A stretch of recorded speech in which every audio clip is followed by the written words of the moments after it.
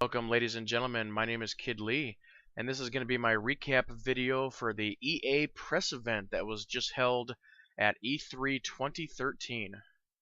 They kicked off the show with a live gameplay demo of Plants vs. Zombies Garden Warfare. For those who don't know, this is sort of a tower defense type video game which involves a variety of plants repelling an army of zombies from eating their brains. The game does support co-op. Next, they showed the new game of Titanfall. Titanfall is going to be sort of a sci-fi squad-based first-person shooter and mech game. The game itself looks really good, and I think it's definitely going to be one of the top new IPs that was shown at this year's E3. I think there's so many different first-person shooters or just shooters in general out there. They tried to do something different with this one to where it has a full, first-person, third-person type shooter mode, and that at any time you can actually call down your mech and jump into your mech, and then it basically becomes a mech game or mech shooter. So that one definitely looks really interesting.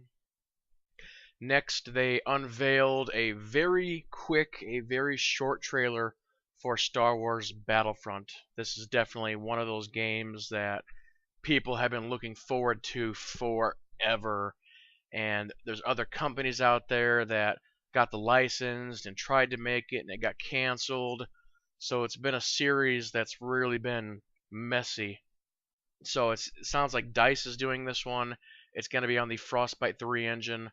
So if you can basically imagine, Battlefield, but Star Wars. So I think it has potential to be really, really good. Next, they unveiled the brand new Need for Speed Rivals.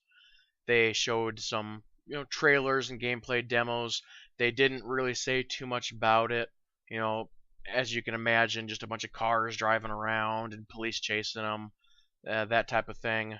You'll have to check my channel a little later, and hopefully I'll be able to get some more information on this particular game. They then jumped into a Dragon Age 3 Inquisition trailer, and the trailer basically just showed, a bunch of war going on.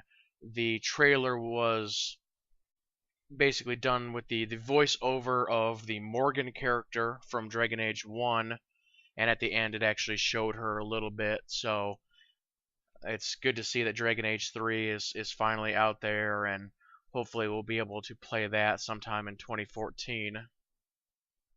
Next, they went into the big montage for the EA Sports titles. All of the next generation EA Sports titles are being built on a brand new engine. So basically, all of the games are being built new from the ground up. They're bringing back the NBA Live series, and as part of that, they said that the game will have much better ball control, better movement, and just better overall gameplay. Madden 25, they're trying to go with more realism, a more accurate running system, more accurate and better offense and defense, just trying to make it as realistic as possible. They jumped down into the new FIFA, and again, they said that basically they're working on better football control and movement for that game. Visually and graphic-wise, that game looked really, really good. And then finally, they jumped into UFC, and again, they're looking for better overall control with that one, better graphics, and pretty much the same as the rest of them. They then jumped into Battlefield 4, and they showed off a new Commander mode. This Commander mode will feature 64 players online.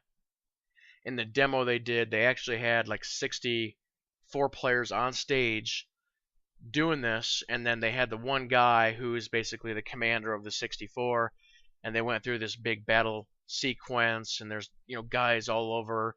At one point they went into a large building, and then they thought the building was actually going to collapse, so they jumped out the window. they parachuted down to the ground, and then by the time they got to the ground, he was actually able to spin the camera around and actually watch the building collapse. And for a skyscraper collapsing in that type of environment, it was pretty impressive, graphically, gameplay-wise, what they were able to do with that. Now, they showed as part of the commander mode, whichever person is designated as the commander, they are able to control what's going on from their first-person view, and they also get sort of a overhead, top-down tactical view. So again, it'll be really interesting to see how everything runs with that. And then finally, EA announced Mirror's Edge 2. They showed a cinematic trailer for that game. It looks like it may be a prequel to the first one, so we will have to see where that goes. But that was the end of the press event, and I'll go ahead and end that video here. So everybody stay tuned for the rest of my E3 coverage, and everybody keep playing and have fun. John. Objective Charlie.